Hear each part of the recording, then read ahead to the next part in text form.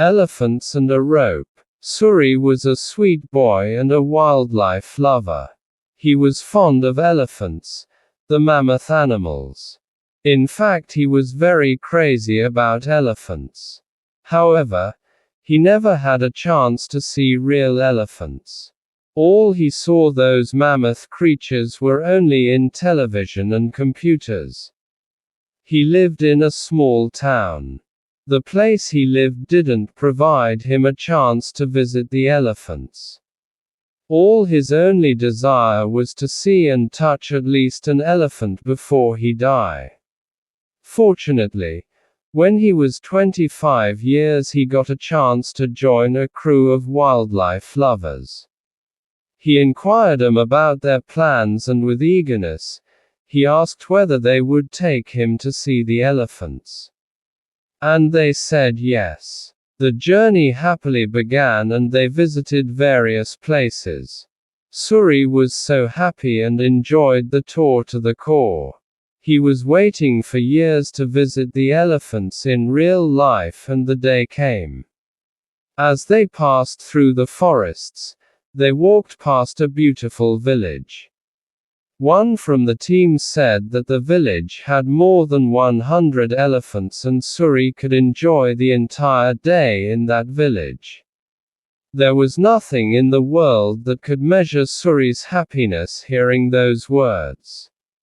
Finally he saw those elephants for the first time in his life. He was amazed to see the elephants and screamed happily. After spending 2 to 3 hours just seeing the elephants, he was shocked to see those elephants tied to a frail fence. It was a thin rope, not even a chain, and there was no cage or any kind of shelter where the elephants lived. Instead, there were simple sheds without any doors. Elephant tied with rope. Suri was surprised as he knew the strength of elephants and saw them tied to strong chains in the television. He inquired one of the countrymen about why they were left freely without any protection and also asked, "Won't they easily break the rope?" The trainer answered Suri, "They won't." Suri was surprised and asked how. The trainer replied, "They were trained here since their childhood. When they were babies we used to tie them with a strong rope and the kid elephants weren't able to break them. The rope or chain we used to tie them when they were small. It was strong enough to hold them. A few elephants would try to break the rope or chain, but could not set them free. So as they grew, they developed a false belief that the small and thin ropes were too strong for them to break and they continued to get tied by their belief." Suri was amazed as well as shocked. The powerful mammoth wasn't strong enough mentally to get them free from a thin rope. However, he left the place as he was happy to see the elephants. Our lives are like the elephant's false beliefs. We follow the false beliefs we experience and fail to try out something just because we did not accomplish it earlier. Chapter 2. The Donkey on Wheels. There was once a poor little donkey on wheels. It had never wagged its tail, or tossed its head, or said, "hee-haw," or tasted a tender thistle. It always went about, anywhere that anyone pulled it, on 4 wooden wheels, carrying a foolish knight, who wore a large cocked hat and a long cloak, because he had no legs.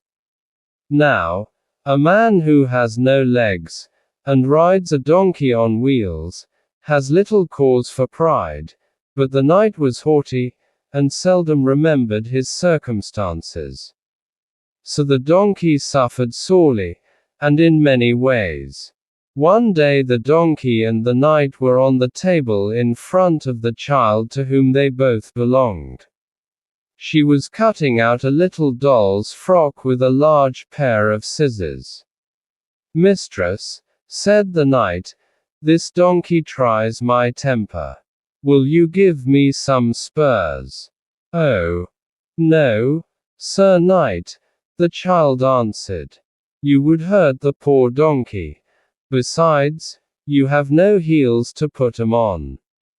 Cruel knight, exclaimed the donkey. Make him get off, dear mistress. I will carry him no longer.